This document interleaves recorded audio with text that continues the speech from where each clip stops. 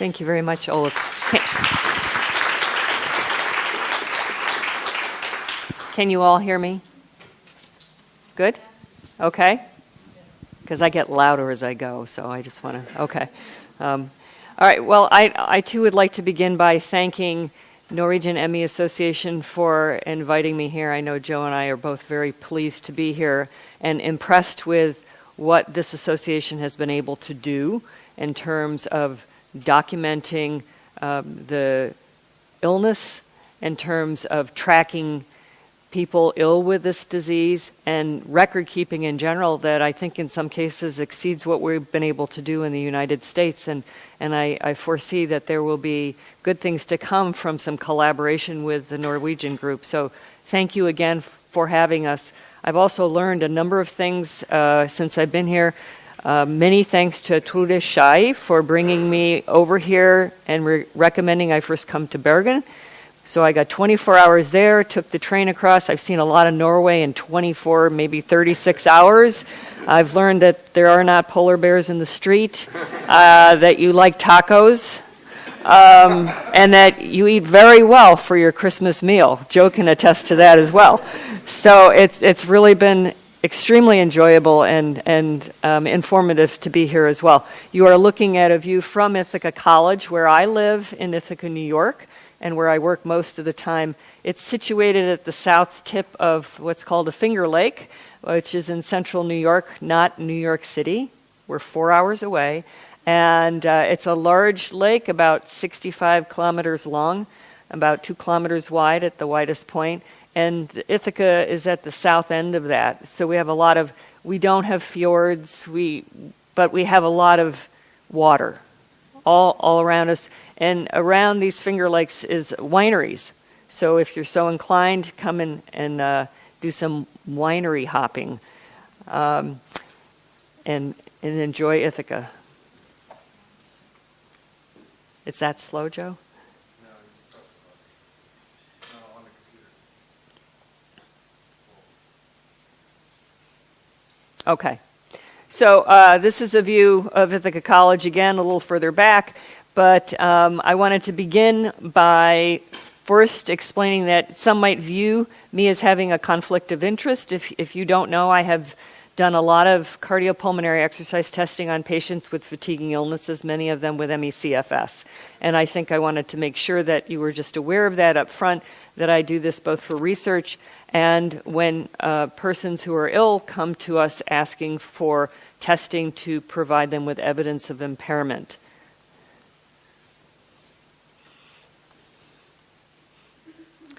So a little bit of background about, this is an fuzzy aerial shot of Ithaca. You can see that there is water all around Ithaca. We have gorges right in the middle of our town.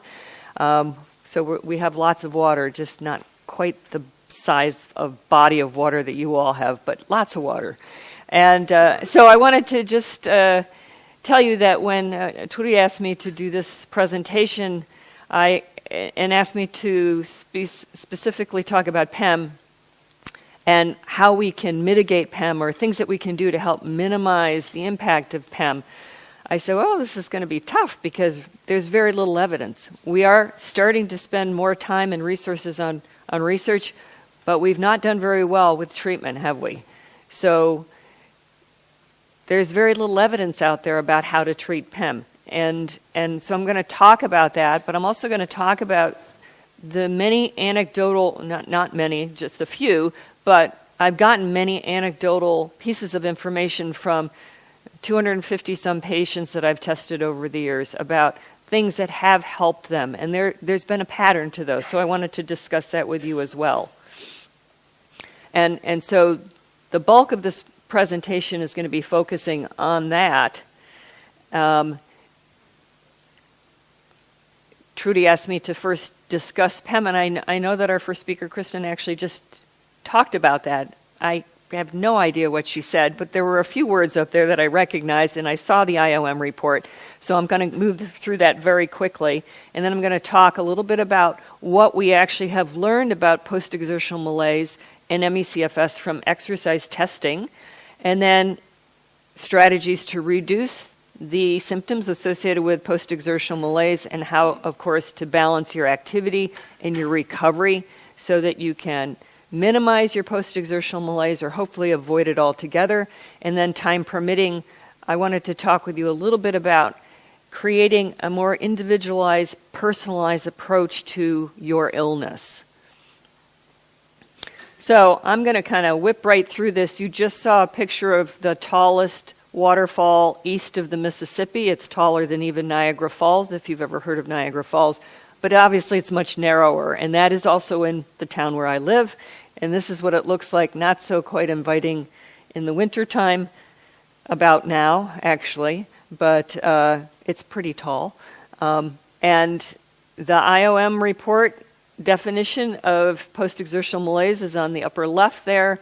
And I like to describe post-exertional malaise sort of similar to that when I describe it to other individuals who are not familiar with the illness. And basically, I describe it as an exacerbation of the person's symptom complex when they exert beyond a level that they can tolerate. And so the symptom complex might be broad, and it might include a lot of different things going on, but whatever those are, they're exacerbated, and sometimes even during post-exertional malaise, new symptoms emerge. So clearly it's something that you want to avoid at all costs if you can. And if you look at this, I know that's very small print, so I'll walk you through it quickly. This is the checklist from the Canadian Clinical Criteria, the Canadian Case Definition of ME/CFS, that was used to aid physicians in making a diagnosis. And you can see that it's pretty challenging for a physician to wade through this, but it includes post-exertional malaise up in the upper left corner there, and all that entails. And then, of course, there are issues with sleep. There are issues with pain, muscle, joint, generalized pain, neurological and cognitive types of symptoms as well, cognitive dysfunction, slow processing time. That can also include some balance disorders. And then on the right side of this page are autonomic, neuroendocrine, and immune manifestations, of which there are many. Orthostatic intolerance being a key manifestation, or failure of your blood pressure and heart rate to regulate normally when you go from lying to sitting to standing. There can be thermostatic dysfunction, ability to regulate your body temperature appropriately, and immune dysfunction, tender lymph nodes, recurrent sore throats, poor blood sugar regulation. And what I see a lot with individuals who we test is hypersensitivity to environmental stimuli. They don't tolerate bright lights, loud noises, odors, chaos, too much of anything going on. So the tolerance for that is reduced. And just to be very clear, there is a neurophysiological connection between those two. These are not separate entities. There is a relationship between those. So with regard to exercise testing, I wanted to just chat a little bit about what we've learned from cardiopulmonary exercise testing, which I'll refer to as CPET. This is a very standardized procedure. It's done with cardiac patients and pulmonary patients and patients with a variety of diseases. We do it with athletes, healthy people. And essentially what we learned from doing this test is how the heart and how the muscles and how the lungs all contribute to provide oxygen to the working muscles to produce energy for work. We get quantifiable data out of this, objective quantifiable data. And when you test a heart patient or a pulmonary patient or a patient with cystic fibrosis on day one and you bring them back 24 hours later, they may not like it, but we'll get the same results. When you test an ME patient on day one and you bring them back on day two, we don't get the same results. All sorts of things can go awry. Some of those things include, there's a laundry list of things that can go awry, but the reason that we do that second test is because if we only did one test, we would only know what their baseline level of energy production is, right? That's all we would get from the first test. And I can tell you that many ME patients would test as a low-fit, sedentary person. And we know that this illness is far beyond that. So when we bring them back on the second day and we test them again and we see that they are unable to reproduce their test results because of whatever that post-exertional malaise thing is, then we can document that their reduction in ability to produce energy or the derangement in their ability to move blood from one part of their body to the other has been caused by the exertion from day one. So this is an example of the test protocol. The blood is not necessarily drawn when we do a test for disability purposes. We do it for research. We're doing it for the NIH study that Joe alluded to earlier. But the point is that there is an exercise test to begin with, and then 24 hours later, after we've provoked post-exertional malaise, we do a second exercise test. I have tested persons who are ill with ME after 2 days because they know that their pattern of post-exertional malaise is not 24 hours, it's maybe 36 hours. And so we'll wait 2 days if they're willing to stay in Ithaca for 2 days. And then we look at the results from the second day, and typically this is what we find.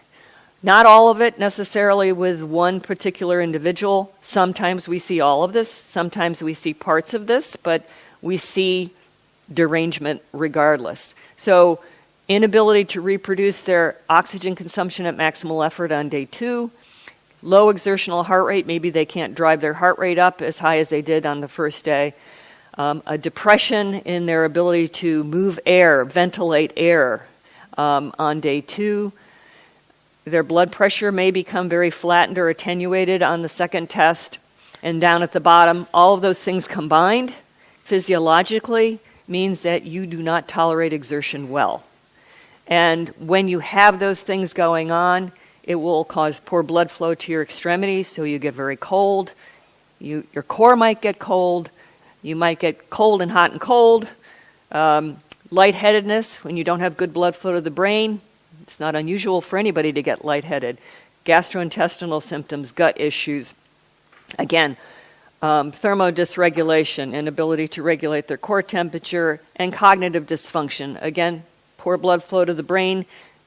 It's hard to think, right? So typically after this test, the first thing we do is lie them down and put their legs up to try to promote more blood flow back to the brain, but into the core of the body and the heart.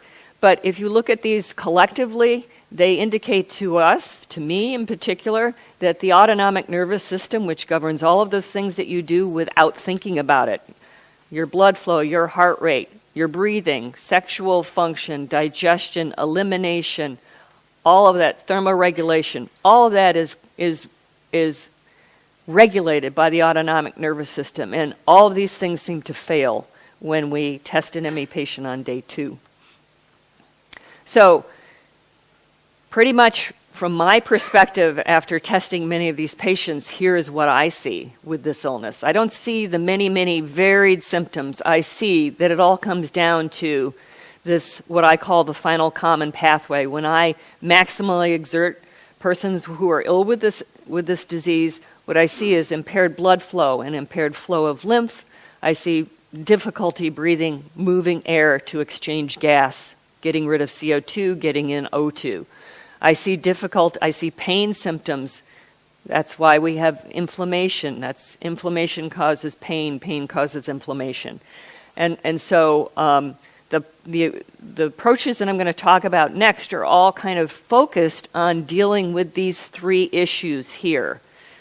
Some of them, again, evidence-based, some of them anecdotal.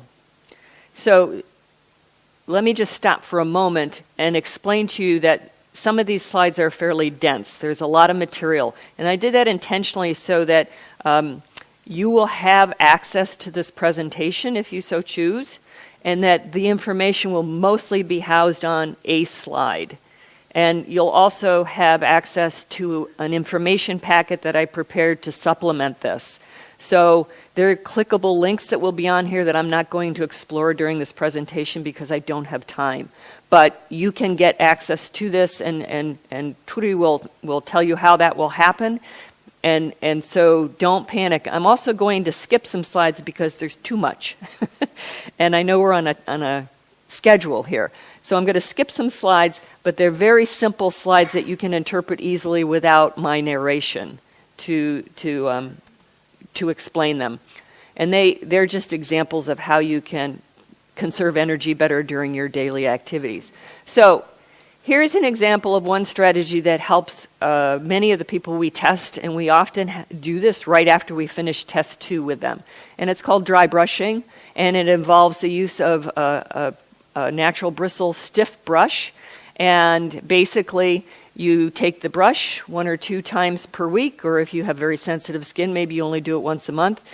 We do it after we exercise test them. And you take the brush and you brush lightly. This is not a heavy brush. This is more of a sensory stimulation. And it's thought to help move lymph and, help to move lymph and help to detoxify. Okay? One of the things we find with these patients often is that the movement of lymph, partly because they're not ventilating well, moving air well, traps lymph. And so helping to move the lymph and move toxins through is very, very useful for them.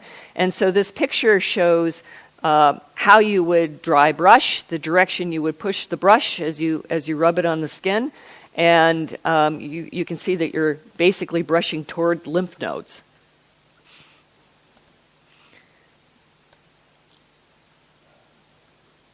Okay, a second therapy, which has more evidence behind it, is called red light therapy. It's also called low-level laser light or near-infrared radiation, also PBR or photobiomodulation. We're using this in sport medicine all the time with athletes to help them recover.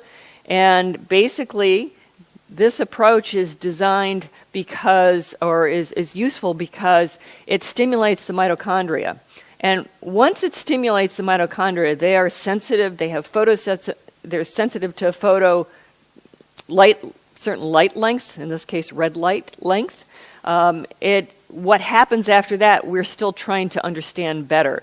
But the mitochondria do react to the red light length, and it sets up various signaling pathways. And so it's thought to help increase energy production and reduce oxidative stress, and particularly deal with nitric oxide. So the primary clinical applications for red light therapy includes injury. So you can see up there it helps to decrease inflammation. You can see why we would be using this with athletes after heavy workouts especially, or if they're injured. To reduce pain, to reduce edema or collection of fluid around the lymph nodes, and also to reduce pain due to trigger points. And let me just back up here. So this light up here in the top right corner costs about $40. They're not terribly expensive. You can get these on Amazon, and they come in different sizes, and they come in different, with or without holders. You can put them directly on the skin if you want. And this light is a little probe, but I meant to bring mine, and of course I forgot. It's about this long, and you can really get a pinpoint sensation with this light versus the more diffuse light that I just showed you. And I realize this is, you can't read this. That's okay. I'm not here to go through this with you, but just to give you, when you get your version of this presentation, you can go through that and also explore the resource down at the bottom for more information about red light therapy. But very inexpensive and very accessible. This is a red light bed, which is not accessible financially. You would need to go to some place that spent $95,000 to get one of these, but essentially you lie in the bed and the cover closes down and you are in there for about 7 to 10 minutes. And we do have a place in Ithaca, and we have athletes and people with fatiguing illnesses lining up to use this all the time. Okay.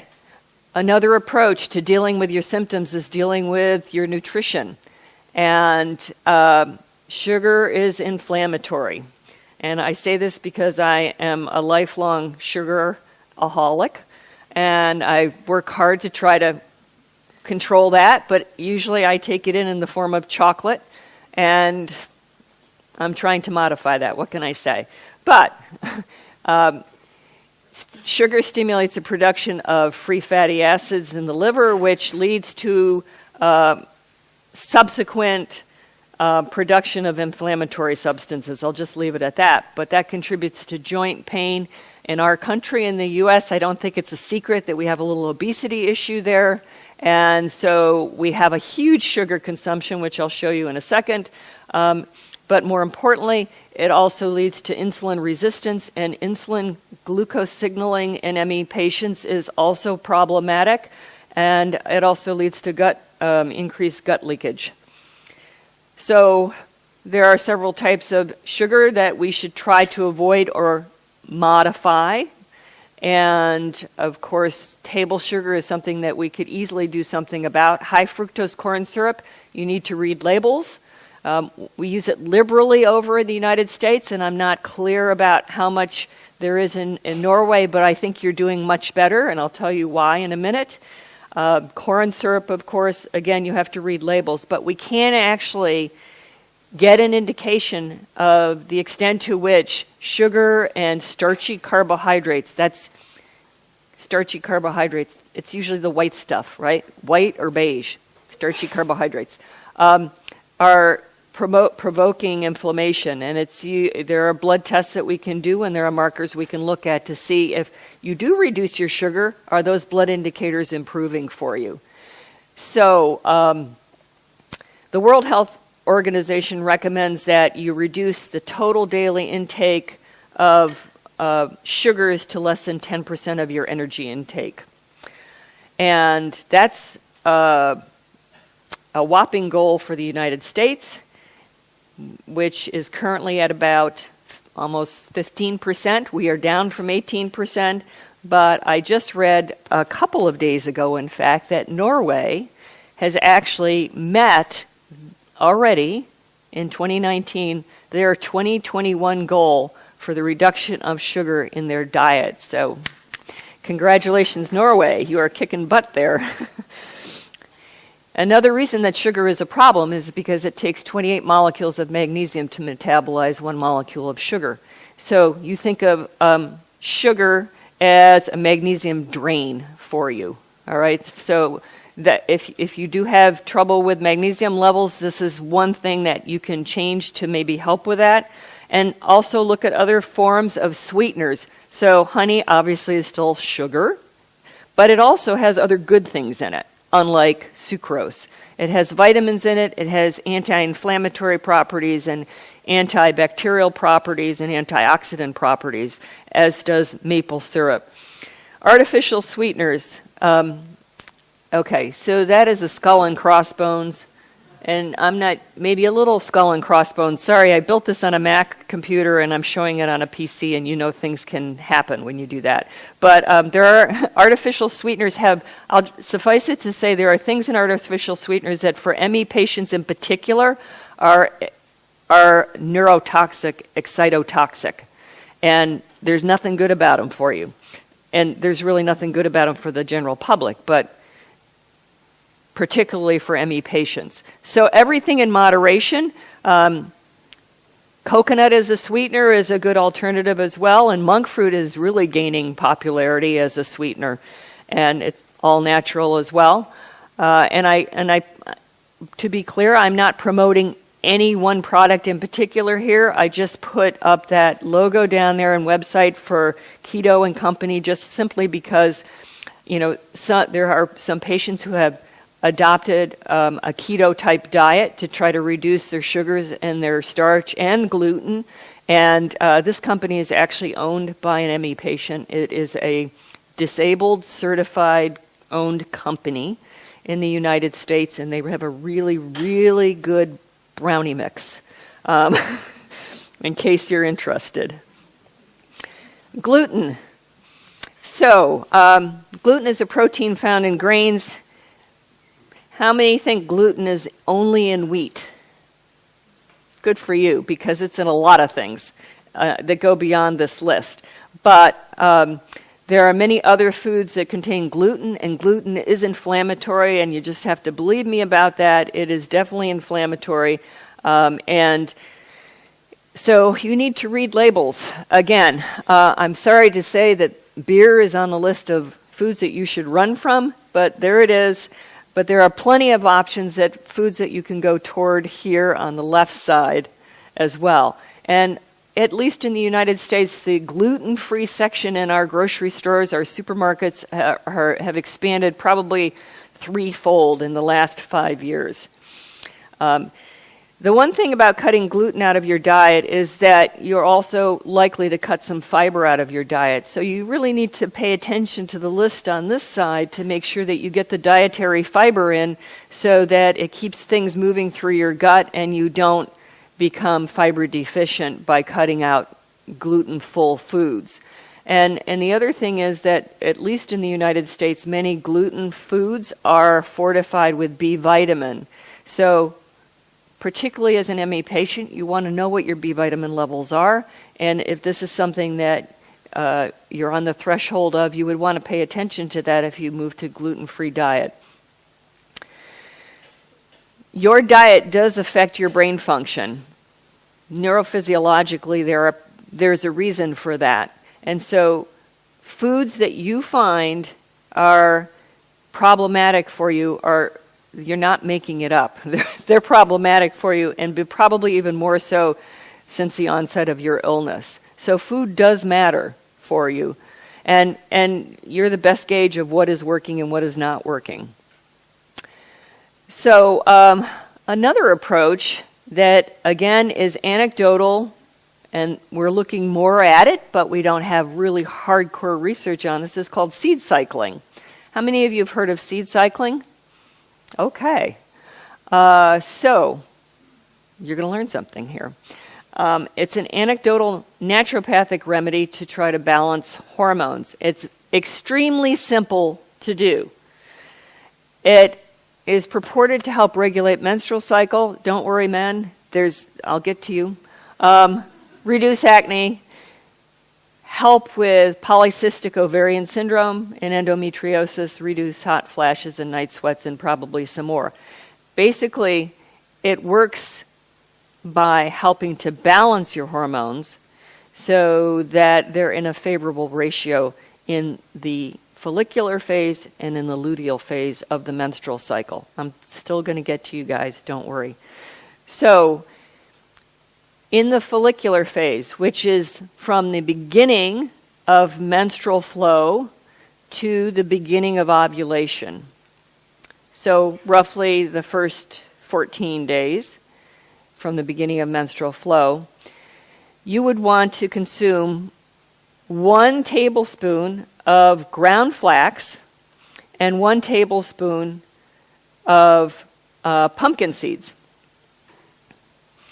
And you got to make sure the flax is ground because it's not bioavailable to you otherwise if it's whole flax seeds. So make sure you get the ground variety or grind it yourself, put it in your smoothies or put it on your salad or whatever, 1 tablespoon of each of those a day for the first 13 days of the cycle. And then after ovulation, you switch to 1 table of sunflower seeds and 1 table of sesame seeds per day for the remainder of your cycle, which is called the luteal phase. And basically what these seeds are doing are mimicking the predominant hormone of that part of your cycle, estrogen in the early phase and progesterone in the late phase. So if you're male or if you're a postmenopausal female, then you would want to cycle seeds every 2 weeks. That's simple enough, right? So cycle seeds every 2 weeks and try this for 3 to 4 months and see if it's helping you. You may discover that not everybody has the same cycle. I think the women can assure you of that, and the men can probably too if they live with a woman, that the cycle may vary a little bit. So you probably get to know when your ovulation is, And that first phase would just simply be from the beginning of menstrual flow to the beginning of your ovulation, however long that is. So if you are or know that you're estrogen dominant, and this too can be a really big problem with ME/CFS in women, that means that the form of estrogen that is problematic is in very high levels, and that's estradiol E2, which is linked to various kinds of cancer.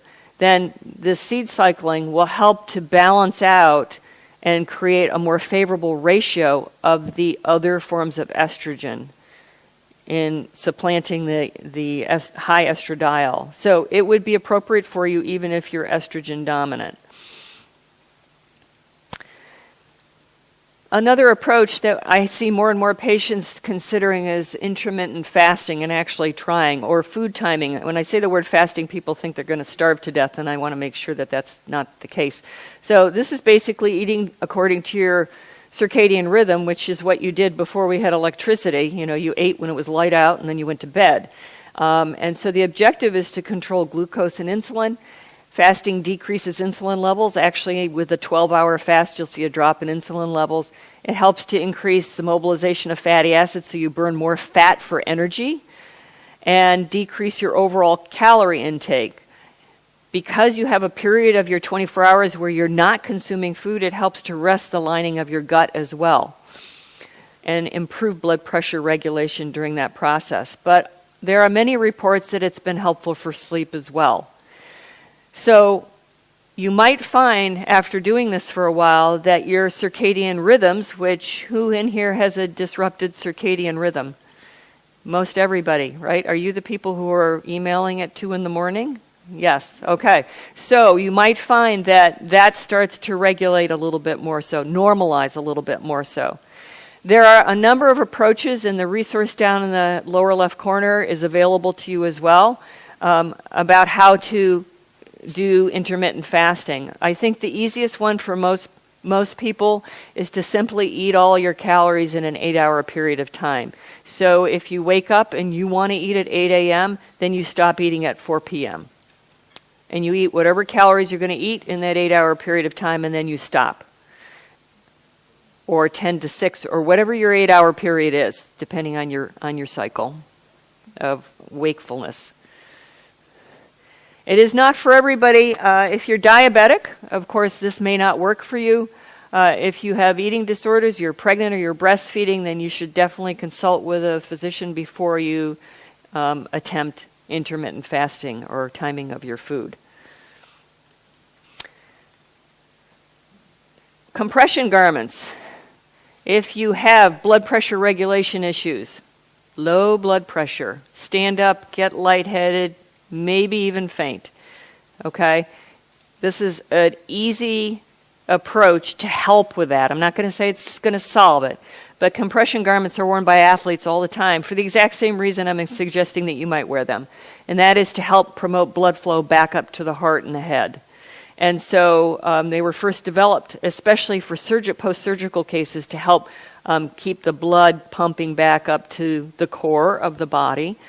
And there is more actual evidence to show that compression garments have been useful to improve circulation, increase recovery time, which is why athletes, I'm sure you've seen pictures of athletes running with these on, or wearing the compression shorts, or even wearing the compression sleeves, which I'll show you in a minute. Most of the studies have been done with a fairly low compressive pressure of 10 to 18 millimeters of mercury.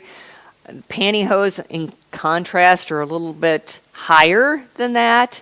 And the surgical socks that one might wear after, or sleeves after surgery would be even higher compression. So medical grade surgical wear is 30 to 40 millimeters of mercury. So you can actually buy different gradations of pressure in the garments. But you can go to, in the U.S., we might go to a TJ Maxx, which is fairly inexpensive, and find compression garments there. It is important that you have graduated compression and especially if you have inflammation in your extremities, because that graduated compression means that the compression down at the bottom is greater than the compression up at the top, so it's driving blood flow back up to the core of your body. So here are some examples of other compression garments. The sleeves are something that you may have seen athletes wear. So here's an example of a sleeve just from wrist to the top of the arm. And shirts and tights, you can, a lot of people prefer the tights that don't have the feet in them. But, you can get them for varying degrees of cost. I want to say just a little bit about sodium and electrolyte intake, because if you're orthostatic, you may have been told to salt your food. Salt your food. I've told a lot of people salt your food. And that's true. You can stand to salt your food, although I would recommend that instead of just dumping salt on it, that you consider instead an electrolyte solution, because salt is one electrolyte, and you can unbalance your electrolytes by taking in too much salt. So there are electrolyte supplementations that do not have sugar, do not have dyes in them, and you can either put them in this is an example of a capsule that you can put in your water, or a powder, and that link is to a recipe to make your own. And it doesn't need to be terribly expensive. And then, of course, there's sleep, right? Believe it or not, there are a lot of ME patients who have impaired sleep, probably all of them, and unrefreshing sleep. But there are many who are also undiagnosed with sleep apnea. And once the sleep apnea is addressed, the sleep issues change dramatically. So if you have not been evaluated for that, you should consider that if you think that you're one of those individuals. So unrefreshing sleep may be due to sleep apnea and not the illness in and of itself. It increases, the risk of sleep apnea increases in postmenopausal women. One of the things that you can do pretty easily, if you can get a hold of a pulse oximeter, the little thing that snaps on your finger, is to wear it overnight, and you want to track whether or not your pulse, your oxygen levels drop during the night, because that would be an indication of sleep apnea, where you actually are stopping breathing for a prolonged period of time. There's actually an app for this now that you can purchase called Z-apnea, and it helps to screen for sleep apnea, and it requires that you have earbuds and a microphone, but somebody made an app, so there you go. Okay, so with my limited time here, I'm going to move through some key points to discuss how you balance your activity with your rest so that you avoid post-exertional malaise as well. So to be clear, you all know that you are not recovering well from efforts that recruit higher level aerobic metabolism. In other words, your aerobic metabolism is not recovering appropriately. And this is what we learned from graded exercise therapy, or from graded exercise testing, CPET, not graded exercise therapy. We know that doesn't work, so don't do it. But we also know that pushing and crashing doesn't work, so you don't want to do that either. That actually can make you worse over time. So instead, what you want to do is combine or pattern your work and your effort with your rest cycles so that you're always recovering appropriately after any type of effort. And it's important to understand, and I think you touched on it earlier, I think, in Norwegian, that effort is not just physical effort. It's emotional effort, and it's cognitive effort. So if you're working on the computer and you have the physical effort of sitting up and working on the computer, the cognitive effort of working on the computer, and you happen to be on a deadline, so you have an emotional stressor going on at the same time, that is something that just sets you up for PEM right then and there. So your goal is to do work without provoking your post-exertional malaise, to spread out your work over time. with this activity management, hopefully as you buy into this and do this for a period of time, that you'll find that you can do a little bit more work before you need to recover. It's going to be a slow progression though. You want to work the energy system that works for you. So how do we do that? Well, in my field of sport medicine, everything has a FIT principle. FIT stands for frequency, intensity, type, and time. How frequently do we exercise or train? How intensely do we train? What type of exercise do we do in that training, and for how long? So for you, your FIT principle would be most days of the week, but it always depends on how you feel. That should be your beacon. That should be what governs whether or not you want to do any kind of purposeful activity above and beyond what you normally do. Let me back that up. You should cut out something else in your day if you're going to do some purposeful activity. The intensity. So we have all sorts of devices out there now to gauge our intensity, and this is what's key for you, because when you exceed that intensity that works for you, you start pushing that PEM risk very greatly. So if you know your heart rate at anaerobic threshold or ventilatory anaerobic threshold VAT, then you want to stay 10 beats below that. How many of you know that? That's what I thought. Okay, so when we do a cardiopulmonary test, we ask throughout the entire test people to rate how hard they feel they're exerting on a scale that looks like this. And this scale happens to go from 6 to 20. 6 would be analogous to lying down doing nothing. 20 would be all out, working as hard as you can, crossing the finish line at the marathon, full labor and delivery. That would be 20, okay? So obviously at the beginning of the test, we're down in the blue region, and as the test goes on, because it gets a little harder every minute, their exertional level gradually increases, right? Gotcha. So for ME-CFS, if you can understand those descriptors, then what I would recommend for you is to stay at an exertional level at 11, fairly light or below that. If you can tell yourself what I'm doing is fairly light or below that, that's about how you want to gauge your intensity of effort. How long should you work for when you're doing your purposeful activity? Less than 30 seconds. Because when you push that endurance part of your energy production, it's going to fail. And then, how long do you recover? If you work for 10 seconds, which is what might be realistic for you when you first start to do a little bit of effort, then you would recover for 4 times to 6 times 10 seconds. That would be 40 to 60 seconds before you make another effort. Does that make sense?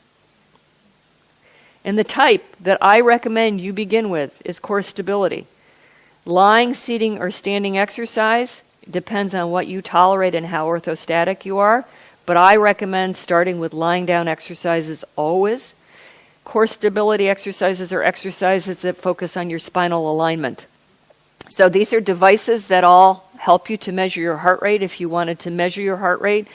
Honestly, when we ask people to wear these chest straps with a watch to monitor their heart rate, they'll do it for about 2 weeks and then get rid of the chest strap because they just don't want to do it anymore. And then, as critical as everything else up here for you is to keep a journal. If you do purposeful activity on one day, you do your core exercises on one day, how did you feel later that day or the next day? Because that's what is telling you if you're recovering appropriately or not. So that is key. This is another scale, the 0 to 10 scale. So we have 2 scales that we use, typically the 0 to 10 and the 6 to 20. I prefer the 6 to 20, but if you like this, you can use this one instead as well. Okay, and always, and I can't emphasize this enough, before you start any purposeful activity, you begin with belly breathing or focused breathing. And why do I say that? Because almost every ME patient I've tested with the cardiopulmonary exercise test has had impaired ventilation. They do not ventilate well. So, why do I say this? To begin with this, you need to develop a rhythm of breathing so that you're exchanging your air appropriately, oxygen in, CO2 out, before you ask your body to exert. And so I'm just going to go through this. You can read this on your own, but basically this is how you do diaphragmatic breathing. So the slide will be up there and you'll get to do it. Here is why I want you to focus on spinal alignment. From the ear to the shoulder to the hip down to the knee. I could drop a plumb line. That's an aligned spine. Okay? We have it when we're children. Okay? And then when they sit children in chairs, they lose their spinal alignment because muscles in the front of the back of the spine get weak. And here's what it means for us when that happens. That's a well-aligned spine over there on the far left. And when we start to get that head forward tilt position, the actual weight that your skeleton has to endure by the weight of your head changes from 12 to 32 pounds. And when your spine starts to look like this, you are now carrying a 42-pound head around in front of your body all day long. Which one do you think is the most energy consuming?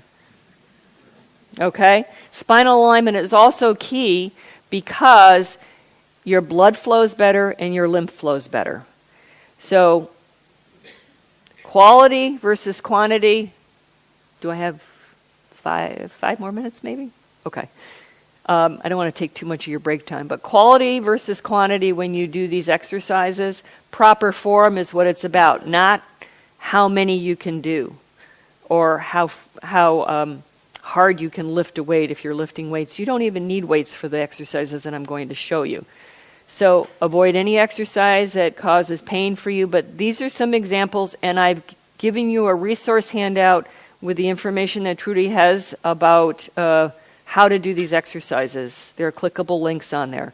So you can see, though, in this picture, for example, that the spine is aligned from the shoulder to the knee, okay? And that's what's important. And those exercises in the upper left corner there, those are all chest opening, back strengthening exercises so we don't end up like this.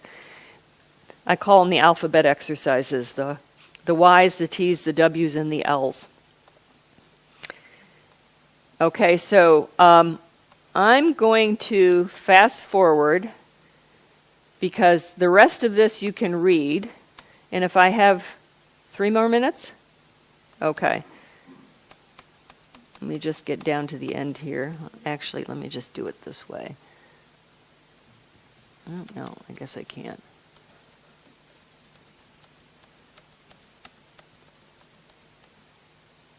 Okay. My disclaimer, this is not my wheelhouse. I want to give you a suggestion or something to think about in terms of approaching your illness to become more personalized in your approach to your illness. So, a very short bit about genetics. Genetics is your DNA. It's that code that makes up you, and it doesn't change. Epigenetics is the study of the changes in organisms that are caused by modification of how your genes express themselves. So the variability of gene expression is heritable. It is something that can be part of your family. And while this is an article about the influence of vaccinations on the immune response, you could take vaccination out of there and this slide would still be appropriate. So your immune response is influenced by a whole host of factors. Your diet, exercise, any pills you're taking. Every pill has an unintended consequence, so it all influences how your genes will express. Your age, your sex, your genetics, etc., etc. And so I pulled this off of the Hunter Hopkins website. Hunter Hopkins is a clinic in North Carolina. Chuck Lapp is an ME physician, partially retired now. And I pulled this off of there because I found it interesting that on their clinic website, they were cautioning patients from getting flu vaccines. And the reason is that they were finding that many of their patients were getting symptom flares from the flu vaccine, which suggests to you that we don't all respond the same way to immunization, or other triggers from the environment, right? And so that's why I put that up there. I'm not making a statement about whether or not you should get a flu shot, but my point is that we all respond differently. And if you know that you're somebody who's going to flare in response to a flu vaccine, then you want to be aware of that. But to individualize your approach to this illness, you first need to begin to manage your activity in such a way that you live circularly. And what that is what I just described to you earlier. You do an activity, and then you recover from the activity. Not just the core exercises I just talked about, but any activity in your life. You get up in the morning. If it's important to you, you make your bed, and then you recover from making your bed. And then you do the next activity, and you recover from that activity. Before you go on to... You don't live linearly, which is what most of us did before we got ill. I get up, I have 10 tasks to do. I do tasks 1, 2, 3, 4, 5, and then at the end of the day, I go to bed. All right? Can't do that with ME. It's exert, recover, exert, recover, exert, recover. It's that cycle that you have to live your life by, staying at that intensity level that you can tolerate. The next thing you need to think about is biochemical support to prepare your body to detox, to get rid of some of the things that I've talked about by getting sugar out of your diet, the red light to help with detoxification, et cetera, et cetera. And then reduce the triggers that you know cause your symptoms. Who's ever experienced brain on fire, tired and wired? Yes, okay. That's brain inflammation. So things that can trigger your inflammatory response, you want to reduce those. And identify what they are. Things in your life, your shampoo, whatever household cleaners you use that might trigger those responses from you. Behavioral stressors, modify them. Get them out of your life as best you can.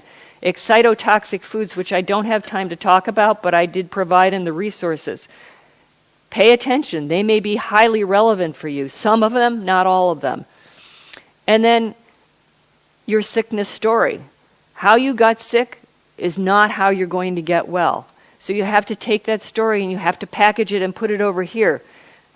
What you were when you got sick is changing over time because the environment and how the environment is affecting your genes is changing over time. So that sickness story is something that will keep you back in that sickness place, and you need to be moving forward with things that you have control over, which are what I was talking about here. I'm almost done. And the last two, probe for unknown triggers. How do you do that? You don't know what they are. Well, you described, Joe earlier described a little bit of how to probe for unknown triggers because that's what they're doing with the intramural study. You can do it on a more personal level by analyzing urine, analyzing blood, analyzing stool, doing hair metal tests. All of these tests are accessible to you. And I provide resources for you if this is something that you would like to take on. It's not an easy thing. There is some cost associated with it. But if you have lots of metals in your body, a simple hair test will help you know that. And there is a way to eliminate those metals. Learn about your genetics and your epigenetics. And that information, that raw data, can be helpful for you in terms of moving forward to this final stage of detoxification, which we would call mile 22 of your 26-mile marathon, which is a very personalized approach to how you deal with your energy production failures, the part of the energy producing process that's not working right. So I'm going to move through this. Quickly, when I say guess and check, what I mean is once you get to this point in your process of dealing with your illness, you are changing every week, even every day. And so what works for you in January may not work for you in late February. So you need to revisit some of your blood work, et cetera, because it will change. But the best analogy I can give to you, because this is at a level that it's hard to make conversational, is if you look at this aerial view here, and you should be able to relate to this because it's Oslo, right? And you can't get there from here. So Here you have a lot of circles where you could get hung up in trying to get your car through, and that's what your energy-producing pathway looks like, okay? It's a bunch of roundabouts, and there are a lot of places where things can get stuck and not work right because of how your genetics, your epigenetics is problematic in those processes. So the approach I just described to you is a means of trying to get at these little sticking points in the roundabout that aren't working right. And maybe they're not working right because you're low in magnesium and you need to bump it up a little bit. Something along those lines. But that's basically, it's hard to gestalt something as complicated as that, but that's what I'm doing. So these are things I didn't discuss, and the last thing I'll tell you is this picture here is, I don't have time, obviously I'm past time, I don't have time to talk about it, but I would just love to see a show of hands for those of you who have had an injury, a surgery, an injury or a surgery. Injury or surgery. Okay, so car accident, some fall. Okay, anytime you have an insult to your fascia, which is the network, that it's kind of like your silk stocking under your skin but over your muscles, it scars down. And I can't tell you the number of patients we've tested who don't ventilate well because they are scarred down in their rib cage. They can't even open their rib cage. And when we do soft tissue work on them to help them breathe more, it's like somebody just opened the umbrella and now they're breathing. If you're one of those people, I want you to think about that. So something like a massage work or even the red light might be helpful for that kind of stuff. And I will stop there. That's Moon over Cornell University. And I'm sure we have no time for questions, but thank you very much. Thank you for letting me go. Thank you.